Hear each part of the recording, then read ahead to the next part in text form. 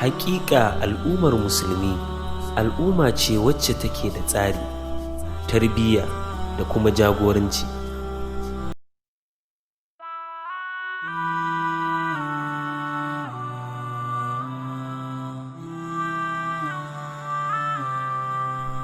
Haƙiƙa al'ummar musulmi al'umma ce wacce take da tsari, tarbiyya da kuma jagoranci.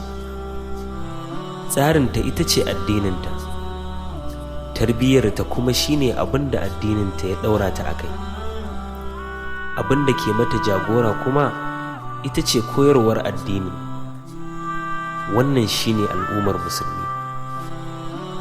Allah subhanahu wa ta'ala ya ba mu labari ta harshen annabi Muhammad sallallahu alaihi wasallam a cikin hadithin Irdad bin Sariya. Annabi sallallahu alaihi wasallam yana gaya wa sahabbai cewa duk wanda Allah ya yi wa tsawon rai a cikinku zai ga abubuwa na saɓani masu tarin yawa, sai dai kuma Allah bai yi musu tsawon rai ba. Amma kuma a halin yanzu muna ganin abubuwan saɓani masu tarin yawa, da wanda hankali zai iya ɗauka da wanda ma hankali ba zai iya ɗauka ba. Muna cikin halin da idan kaga kanka a raye to babu abin da ya kai wannan daɗi. Muna cikin halin da babu wani sauran jin daɗi. Masu kuɗi ba su da kwanciyar hankali, ballantana talakawa. Muna cikin halin da masu kuɗin ma sun fi talakawa rashin kwanciyar hankali. Muna cikin halin da kashe-kashe ya yi yawa, ta yadda wanda aka kashe bai san dalilin da ya sa aka kashe shi ba, wanda ya yi kisan ma bai san dalilin yin kisan ba. Muna cikin halin da fitina ya yi yawa a cikin dukiya, ta yadda kowa yana ganin cewa samun kwanciyar hankalinsa shine dukiya.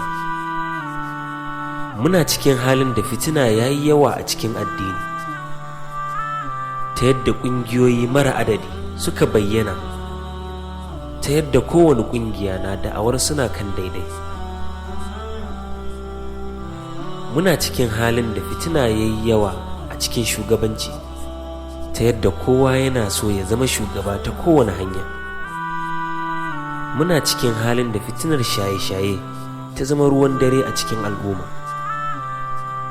Ya 'yan uwa, muna aikata irin wannan laifuka shine har muka kasa gane halin da muka tsinci kanmu.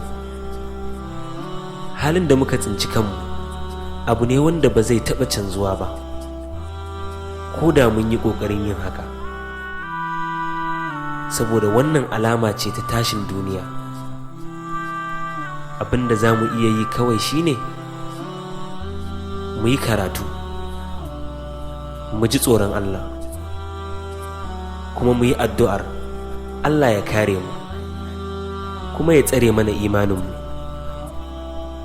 Dr. Wamba nake, ɗalibi ne ni, ba malami ba.